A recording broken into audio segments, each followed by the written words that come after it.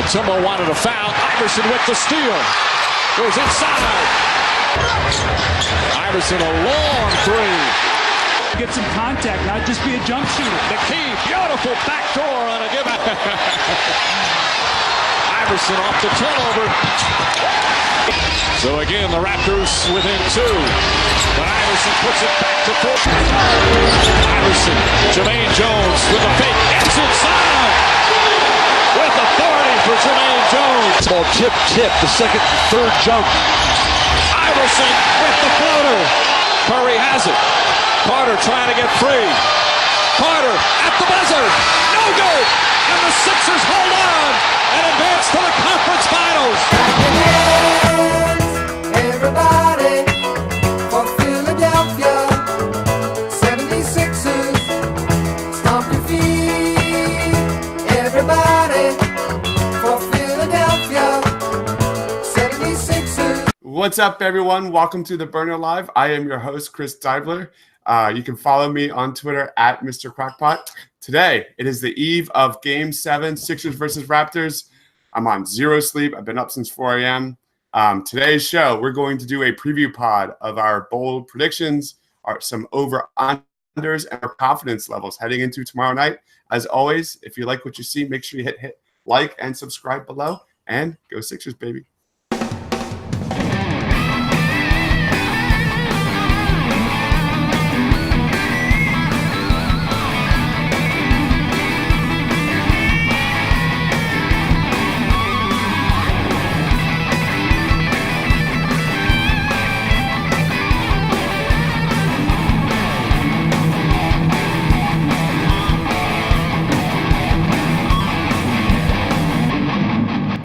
What's going on, everyone? Welcome to the Burner Live. This is the eve of Game 7, Sixers versus Toronto. Today's guests, we got Coyle, a.k.a. at Ruzzard24 on Twitter. Looks like Coyle's got a mimosa already. What's going on, Coyle? It's a great morning, let me tell you right now. Never had a bad day in your life, did you? Never, ever. Not when it starts with a mimosa. Joining us today, we also got Ben Dunst. You can find Ben on Twitter at BP Dunst. What's going on, Ben? What's going on? I'm drinking water. Never had a bad day when it starts. Never had a bad day when it starts with hydration. I'm the old guy. I got a Shelty coffee cup. We're covered. Just got coffee. It all. Beverage Dark companies. Yep. Sponsorship opportunity. It's a sponsor. It doesn't matter what your drink is. We got water. We have to have an Evian Fiji sponsorship. All right. Yeah, it's 9 a.m. Yes, sir. Yeah. Well, guys, 6,555 days ago, it was Game 7 of Toronto Raptors versus the Philadelphia 76ers back in 2001. AI had 21 points, 16 assists. My boy from Temple, Aaron McKee, had 22 points. How you feeling, guys? Like, what's your vibe? Like, just quickly, like, give me like a sentence on how you're feeling into Game 7. So excited. I'm like through the roof. I was so down after that loss, and now I'm through the roof. I'm like, I'm ecstatic with what's going on right now. I feel like Joel's back. He's going to have 2 more days to get healthy, and I'm like, right? How dancing, about you, Ben? just dancing right now. Yeah, I'm satisfied. Maybe in terms of when it looked like it was a possibility to just get bumped in 6 after being up 3-2 or 2-1. It was like didn't feel great, but at least dying on if they go out in 7, dying on your feet, full strength, everybody healthy, like I'll feel much better about that going into the long off season than if it just was a wash. So at this point I'm happy regardless, so it makes it a little bit less stressful to just hope for a win. I don't know about you guys, but I am stressed the fuck out. A little bit of everything. This entire series has been 2 blowouts. Another 2 blowouts. The only couple like close games were like just really ugly, slug it out type of games. And just like this series, my emotions have been a roller coaster. I was just Game 6, that entire day was just so stressful for me. And we were going to do a burner live yesterday, and I literally crawled into bed and laid in bed all day long. I was so emotionally drained. I'm feeling good today. I've been up since 4 a.m. I feel like it's a fresh start. I'm feeling good. So, extra day rest for both teams. Fatigue should not be a problem. We have Embiid anchoring the D. We got Jimmy anchoring the offense. We're feeling good. So let's move on to Game 6. It was just it was pure Sixers theater to me, at least. It was the most theatrical Sixers game since the step over for me. You had Jimmy Butler's heroics in the first half. You had Ben Simmons and Joel Embiid dominating in the second half.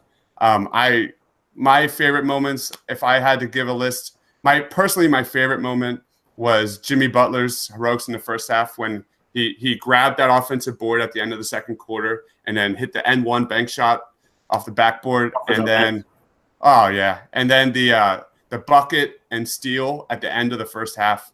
I mean, I blew out my lungs for that last 2-minute stretch. How about you guys? Ben, do you want to give some? Yeah, easy for me. That JJ Redick up and under was just yeah. He never hits that shot. He always takes the shot. I think that's what people have been missing talking about it. He always takes that shot. He loves going for a little bit of that, and he never hits it. It always goes way high off the backboard and doesn't even get close. So that going in, I was like, oh, yeah, it's game time. Yeah. We're good. They're locked in. JJ Redick does not hit that layup if they're not locked in. Yes, sir. But yeah, that was for me. It was just ridiculous. Ben's reaction was fun too. Dude, I don't know if you saw the video the Sixers posted, but Ben just started sprinting back and forth on the sideline. Oh, that's great. I did not see that. Maybe I'll put that on the post here. That's awesome. Yeah, it was fun. TJ was trying to hold it. It was good. Yeah, it was really good. That's awesome. How about you, Coyle? I didn't necessarily have one particular play, but I felt like we were hitting threes at when we should be hitting threes. I'm jumping off my couch, actually shooting with the players during the game. I'm literally jumping. My downstairs neighbor has to hate me. It was just they were hitting the threes when they needed to hit threes, and I was just in that first half, and I was getting so excited. It was just one after another after another. The game was just stress was up to here, and it just was going. It went like this. It was just there was a stretch real quick. And then it hopped to 9, and it was back up. And and then it was Yeah. Man, talk about Game 6 was just, more evidence that the NBA is a game of runs. Oh, my God. And that was the real difference, was the Sixers' ability to just really cool down the Raptors' runs and limit the dry spots of the Sixers as much as possible. Going back to your threes, Coyle, the back-to-back-to-back threes, it was by who was that? JJ, Joel, and Mike Scott. Yep. Oh, my God. I was just doing the tiger pump, it was fantastic. This was how about – oh, yeah. How about the Joel block and then the Ben Simmons sprint on the other end and the bucket in the third quarter? How fast is Ben? It's insane. On that highlight, you really see just how fast he is because they get the rebound and he's putting it in the other maybe 2 seconds, 2.5 seconds. When he's just flying and he's at full sprint speed, it is ridiculous, utterly ridiculous. And if Joel wasn't slowly making his way behind, you wouldn't even be able to tell it wasn't in fast forward. Yeah, man. The funny thing with that too is you didn't see this all series. There's a couple times when he's just running down and you just see him throw that pass. He had a pass to Ennis, right under the basket where he's just coming down. This is the first time we've seen this all series. We saw it in the Brooklyn series, but we haven't seen this series. And I'm like, if he shows up like this, yeah, plus 40. That went good. Yeah. That went good. Coyle's ready. Coyle's ready. I am. I can't wait for today to be over. I hate to wish away my Saturday, but get this day over. Yeah, right. Today is just hurry up and wait. Burn as much time as you can. That's why I'm starting early. Gonna forget today. Get this day done quick. Another really good one was Ben Simmons putback slam. It was one slam. Come on, Ben. So great. And then Jimmy Butler had a ridiculous step back on Kyle Lowry in the first. I was just fantastic.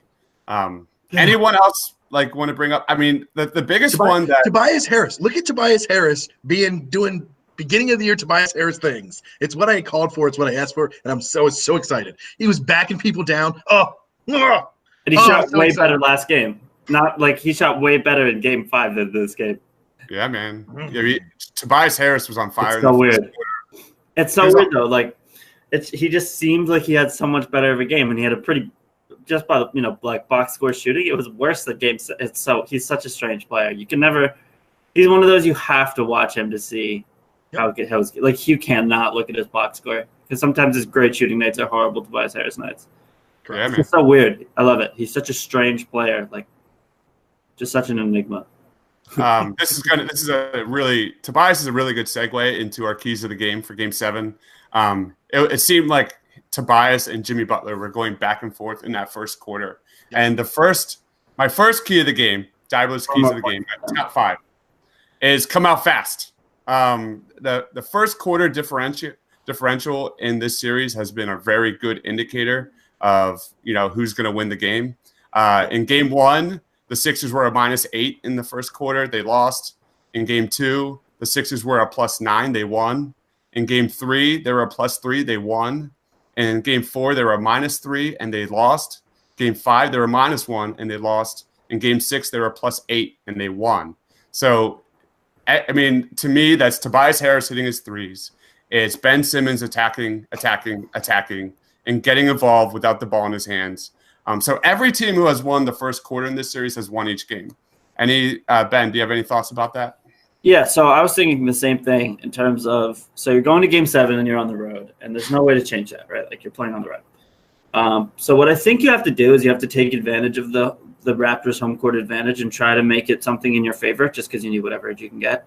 And so, like, if this was a Game 5, that's one thing, but it's Game 7. So even though, like, their crowd can be pretty excited, like, they've seen a lot of, like, annual playoff disaster for the Raptors. So they're going to be nervous. Like, how sometimes you can kind of feel like the crowd has, like, a nervous energy. I forget who. Maybe it's Mike from the He loves that phrase, like, nervous energy, where, like, it could go bad. So I think what you have to do is, like, go out there and give everything in the first quarter. And, like, even if that means more rest for the starters in the second quarter, like, you have to try to get the crowd, like, scared, because they're not the type, the Sixers got booted home and it kind of kicked them into a higher gear. We've been watching basically this Raptors team for a decade, and, like, they don't have that kind of mentality or, like, toughness. Like, if their home fans get mad at them and, like, boo a little bit, like, they're going to fall apart because Kyle Lowry doesn't respond to that. Kawhi might not even know what it means. Like, there's nothing there. Like, I think you have to come out as strong as you can and really, really try to make it a home game after the first quarter. Like, really, really try to get Jurassic Park quiet. Try to get everybody just out of the game. Clever girl. Yeah, I mean, that's you take the crowd out, and I feel like they're a totally different team.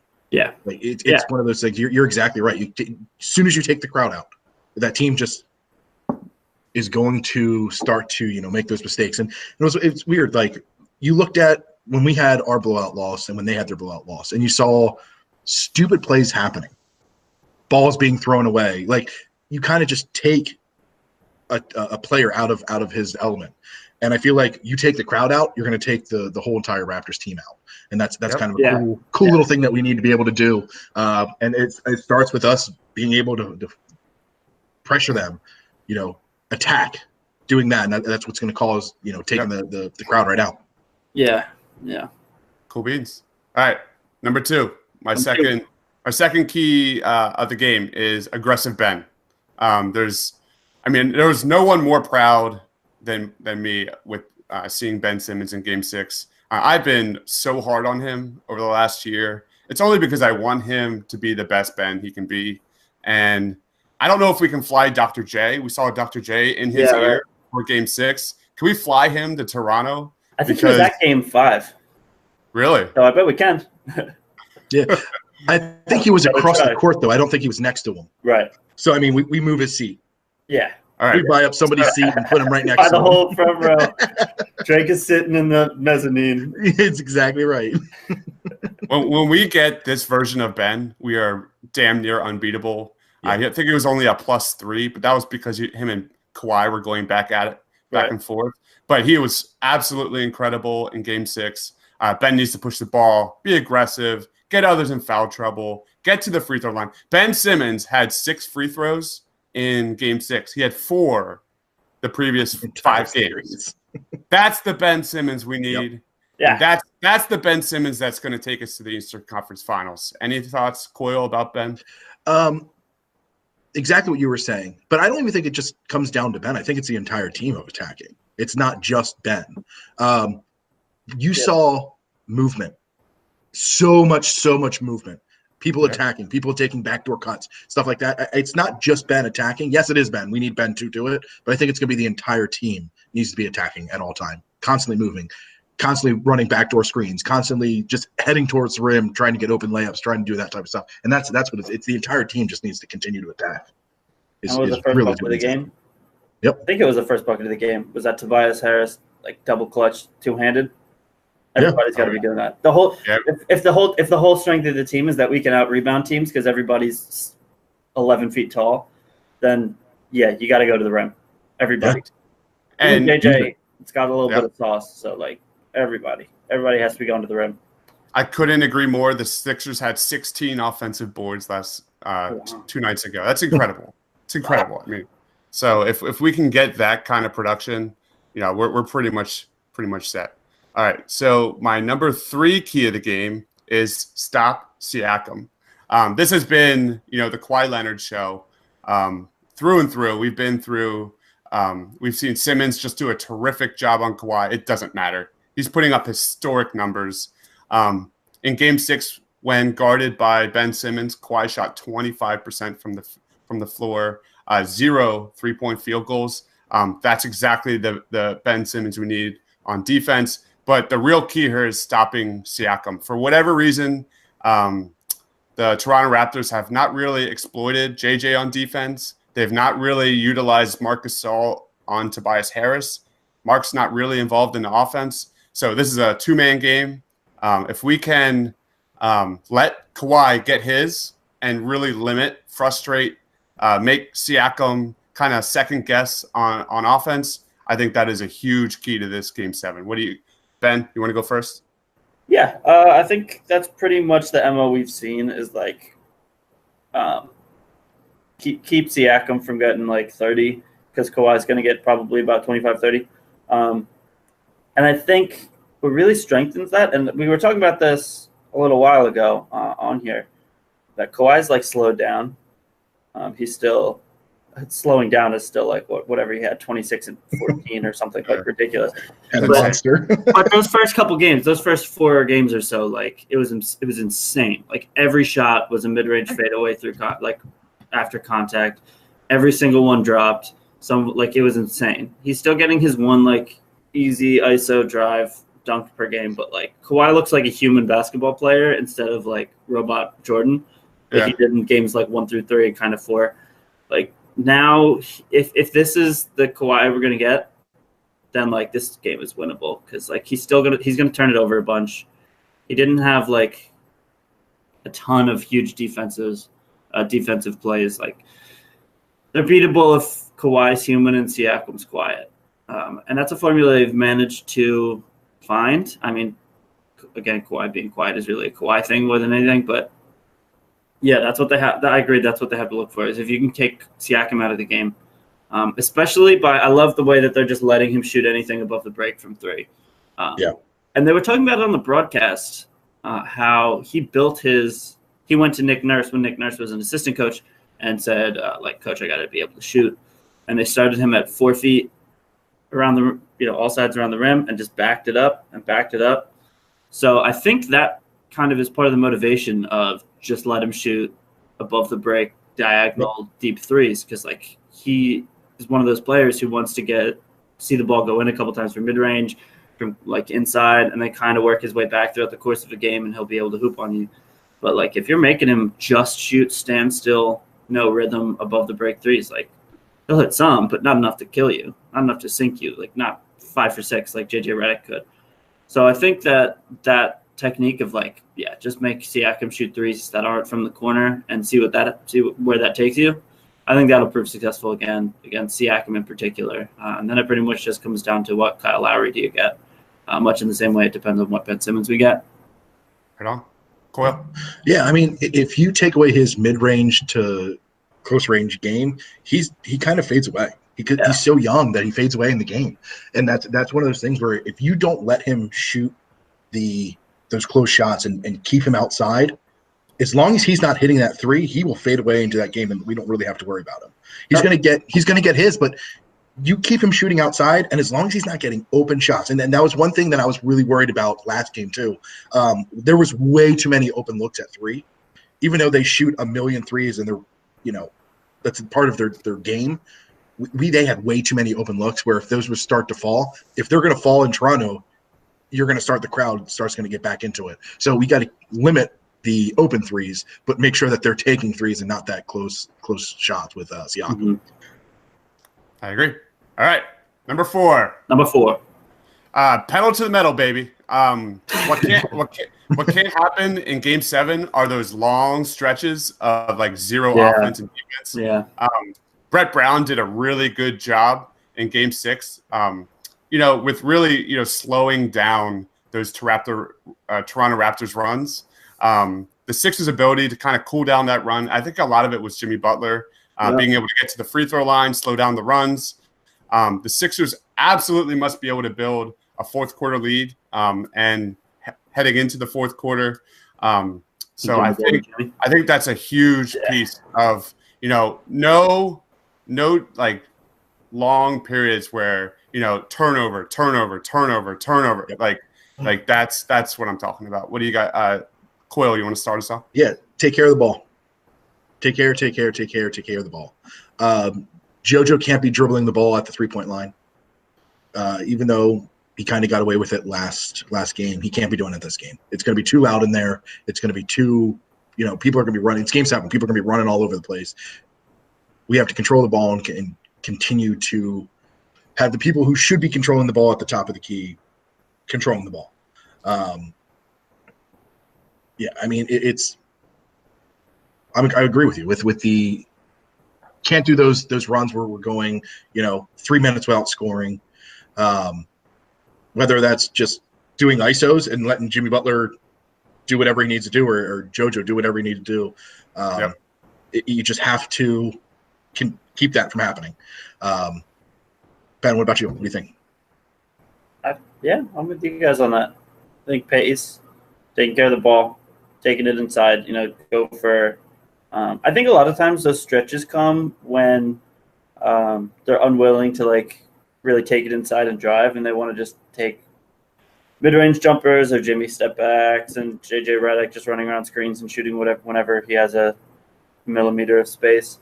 So I think those stretches are more symptomatic of settling for those jumpers. So I think if they play pace well, they try hard to turn teams over, make sure they crash the defensive boards. I think they'll do well to avoid that. I don't think. I don't think they'll be.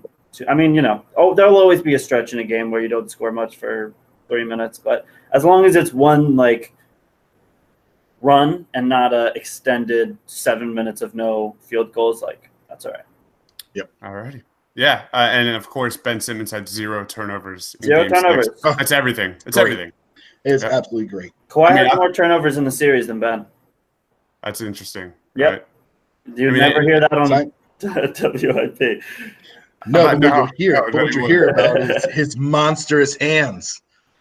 Yeah, listen, they are insane though, and I do think it's a little ridiculous I think it's a little ridiculous that Sixers fans were so mad about Doris talking about the hands when we still every 3 days have a new picture of Boban's hands and everybody quote tweets it and just says hands and we get it. It's fun. It's fun. Right. Plus, she's banned from the rookie, so she's just being petty. It's fine. Love you guys. Number 5, key number 5. The full Joel. Claw 5. The claw 5. Number 5 is the full Joel. Game 1, he was a +4. Plus game 2, he was a +3. Game 3, +31. Game 4, +17. Game 5, -15. throw that game away. And Game 6, he was a ridiculous plus 40. Plus 40. We know that. There's no Daniel Tice, but when you look at the plus minus numbers, like it has to give you confidence of the game tomorrow night when you know that Joel is going to be playing 40 minutes. He's just he's just a constant positive influence on the game. And just, I don't know how, other than the Raptors going right at Joel in the first quarter to try to get him in foul trouble, I don't know how the Raptors really are going to come out with this win. So I'm very confident. So Ben, you want to start off with? Yeah, I don't think they can really. I don't think Nurse will think they can afford to like really attack Joel like every possession early. Because they might get him in foul trouble, but I think he's also shown them already through this series that he can be like a volume blocker. Like, there's some guys that can get 2 blocks in a game and like they'll get him, but they'll foul it. Like Joel, if you give Joel the opportunity to get 50 blocks, he'll get 50. Like Joel can block. There's just certain things that Joel can block every single time. And like those Kawhi layups are good examples of just like someone takes the shot and it's like easy. Neither of them were like really. I mean, they were impressive, obviously, but in terms of like, he didn't have to like make a quick turn and extension. Like he didn't have to really shift his feet much. Like he stays in position, he stays home, and if it's up, getting to the glass and still on its way up, it's going back the other way. Like it just. So I don't think they'll do that just because it's a little risky in terms of like you might get him to get 2 fouls in the first few minutes, but you might also give up like 4 or 5 blocks to him, even if you just go every possession, Joel. And we have the resources that if he's tired from playing tons of defense, like he doesn't have to play offense for that. He can just kind of work as a screener. So we saw that last game. Yeah. So I don't really think that there really is an option to really take Embiid out of it in any way, other than maybe make him defend. Well, see, they don't have like a Dinwiddie Levert D'Lo guy that's going to take you in space and really give you the dribble moves. Like. So even then, because Kyle Lowry, you can't do it. Fred VanVleet has a nice handle, but there's no chance that he could get he's not getting a shot off against Joel. So I guess I don't know. Every thought I've had on how I would kind of attack Joel if I was Nick Nurse just sort of seems like a non-option. So I don't really think there's a plan as much as just I think the Raptors will look to play their game and try to beat him over the course of 48 minutes. So that's good for Joel. And I think and just a quick thought on Joel, because I really kind of gave it to him these past 2 games for his decision-making, where, like, if you're sick, don't try to be the guy. Just be a guy, and don't try to be the hero if you're sick. He did that perfectly in Game 6. Like, oh, my God. He perfectly took his foot off the gas, did his job as a screener, opening up space, and, like, as a force of gravity and just positioning on defense. Like, he did. That's everything I could have asked for. Like, yeah. In the first quarter, Perfect. In the first quarter, he had 0 points and was a plus 13. At the end of the second quarter, he had 3 points and was a plus 30.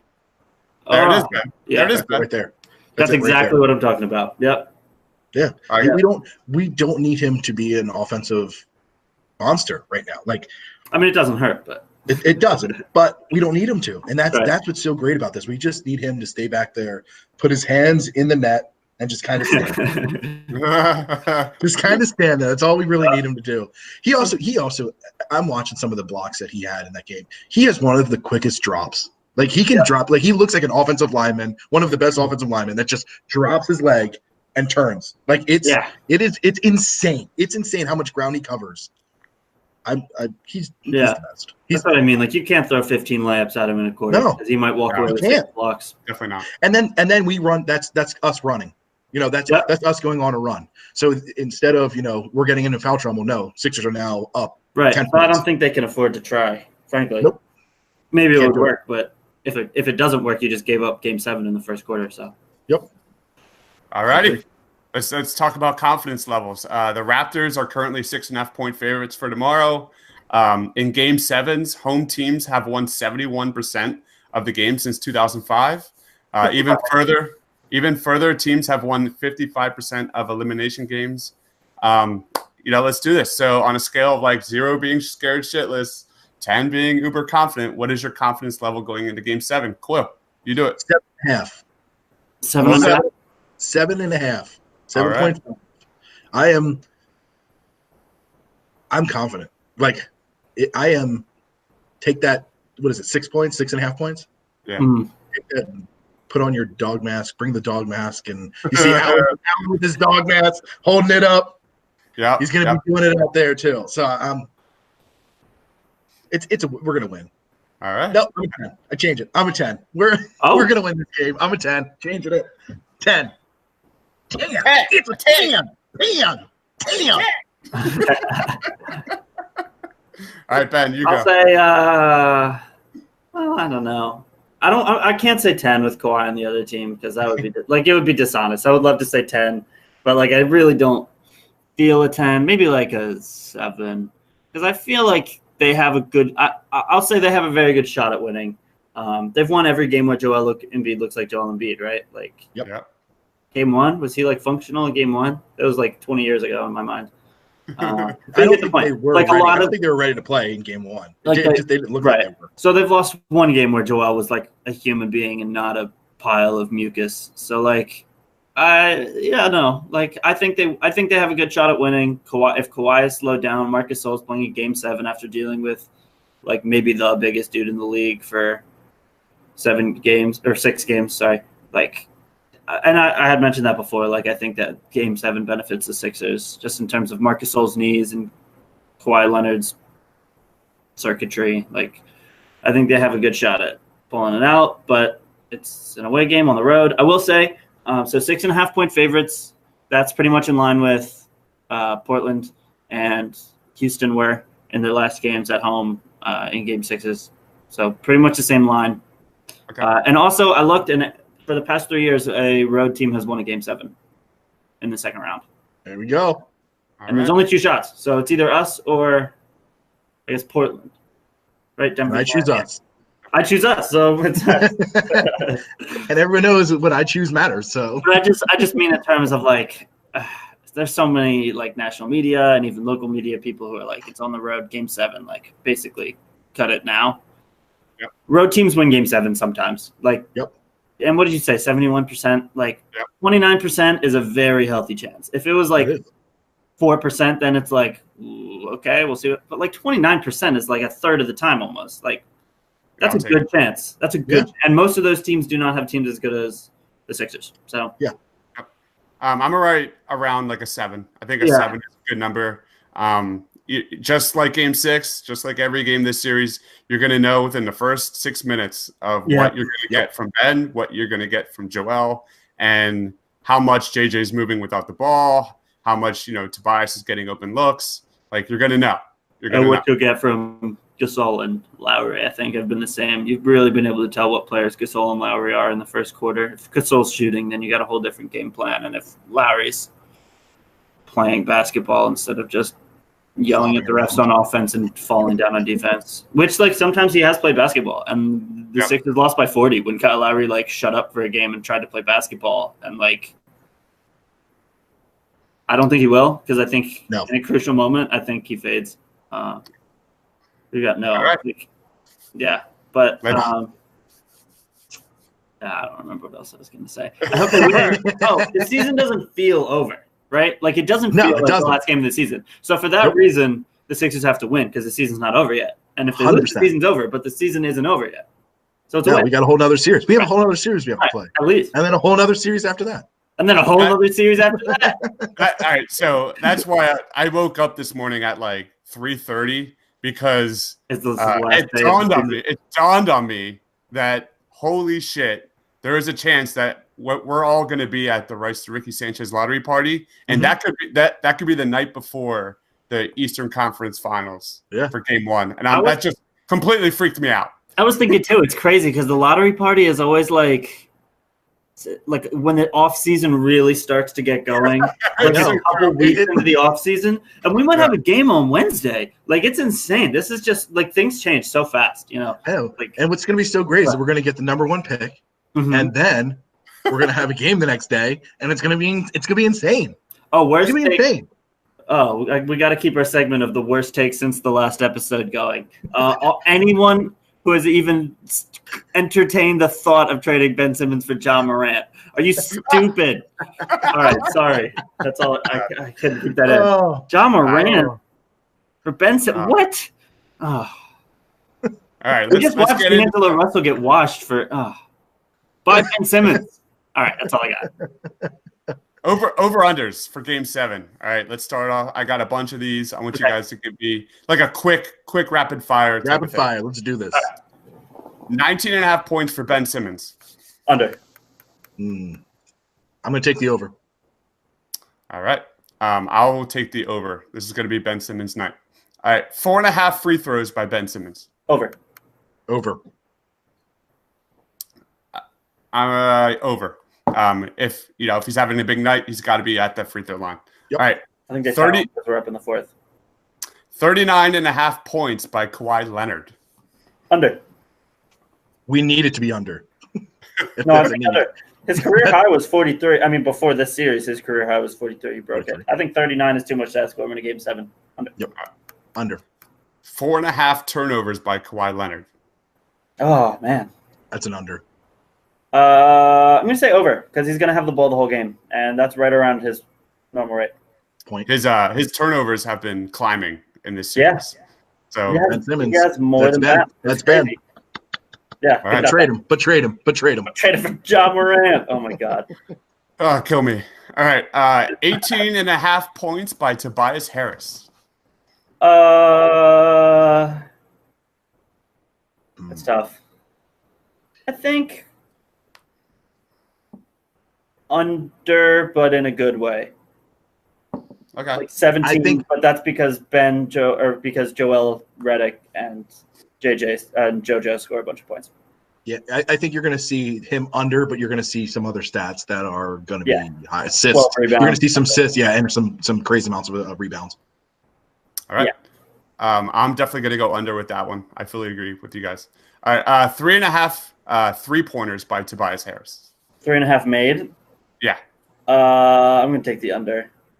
I'm going to take the over because I think it's going to put him right around that last one, the 17, but it's going to be under. So I say over. Tobias has gotten lots of open looks from 3 this series. I just think he's going to go in close to get those shots he really likes a lot this game because like this game you got to score. Yep. So every basket counts. Yeah, I don't 20 think. Yeah. 24.5 points by Jimmy Butler. Over. Said 24. Yep. So he's got to get 25. Over. Said 22 and a half, I would say. He's going to go off. All right, yeah, he's going to go off. Jimmy Butler over. He's going off. Over. Game 7 Butler, man. He's going to go off. Should be interesting. I've said it all season. He's a fourth quarter man who cares about what he's done the first 3 quarters. Deibler, you witnessed this a million times. He's a fourth quarter man. This is the fourth quarter of the season. I'm telling you, he is going to go off. Yeah. All right, ready? Yeah. 0.5 buzzer beaters by Jimmy Butler Sunday night. Can't go under. So I know. I'm going to say over because saying under would be pretty weak. That's all saying under would be a coward's maneuver. So I'll take the over, whatever. Coyle? Yeah, he's right. Over. You can't. There's no under. There is no under. No, I don't think Jimmy's going to hit a buzzer beater. Like, okay, whatever. Fine. I'd rather just be wrong. So over. All right, 3.5 3-pointers by JJ Redick. 3.5. Better be over. Good line for him. I'll take the over. It better be over. But I don't think more than like 5. But 5's a lot, so that's fine. You're looking at 3 to 4. So that JJ has what gets you. JJ has like an interesting history of like not hitting the big open shot when it matters in really big games. So he hits the one where he's flying out of bounds. Every I time. know. He missed that one the other day. I was like, what?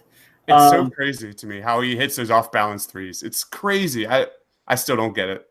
But So I think he takes that last step when he's squaring his body up, and he just like has learned in practice launching up while he's like a little bit sideways. So he does that thing that TJ sort of does from close, exactly, where he just he knows when he's just getting in the air, and then he just holds it until he's perfect. He's right in the corner, and then it's the most corner 3, and it's JJ Redick. Like he's been doing it for like most of my conscious life. Yeah, so like Right. I think it's just like this weird thing where he's like, if I just launch, eventually I'll be squared up with the basket from straight on. It's like, dude, just chill, please. But it drops. He's like, he sees it. He's like, right there, go. Yep, exactly. Yeah, he's been so quiet that he has to either score points now, or if they win next series against the Bucks, he's gonna go crazy. Because like whenever he has like a cold stretch like this, he doesn't really like ease back into it. He has like a 7 for 9 from 3, and then where it's just like Jesus Christ, explodes. He's worth the money we're paying him, which is a ton of money that could be going to Danny Green next year. What were we talking about? All right, 29 and a half points by Joel Embiid. Under. Yeah, I'm going over. I don't think I honestly don't think he's going to break 20. Okay. I think right about 24, and I'm okay with that. I'm good with that. I think 20. How great would it be for him to grab another triple-double right here just by accident? But he's just learning that he can do everything if he just thinks about it and takes his time. Yeah, I'll be crying. I would be crying. All right, two and a half blocks by Joel Embiid. Over. Easily over. It's going to be an easily over. Yeah, if he's playing 40 minutes, he's getting more than 2.5 blocks. All right, agreed, over. And then last one, 0.5 flagrants by Joel Embiid. It better be 0. It better be 0. Under. All right. Under. Yeah. I'm going. Who knows what you're going to get? Joel Embiid could touch a guy on the nose and it's a flagrant. Like, it's over so under ridiculous. 0.5 5x5s from Joel Embiid. 1.55 by 5s. We're getting quintuple doubles. Like, all right, I'll get to do everything. I'll add one more. Yeah. 3.5 cookies and cream milkshakes from Chick-fil-A today. Under, and it better be under. Way under. All right, 0.25 Chick-fil-A milkshakes. All right, let's get into some game predictions. All right. Let's do it. Let's wrap it up with some game predictions. Coyle, go. To be honest with you, it sucks, but it's going to be a punch you in the mouth game. It's going to go back and forth, and I'm not looking forward to it. I want it to be like Eagles, Minnesota, and it's not going to be. It could be. I'm looking 102, Sixers 102, 94, Raptors. Right. Do you have a player of the game in mind? Jimmy Buckets, Butler. James Butler. Tough call. Very good. He's gonna go off. This is his game. It is his game. This is. I know we've been saying it since we got him, but like this is what we got him for. Like this game, these 48 minutes. Yeah. Yep.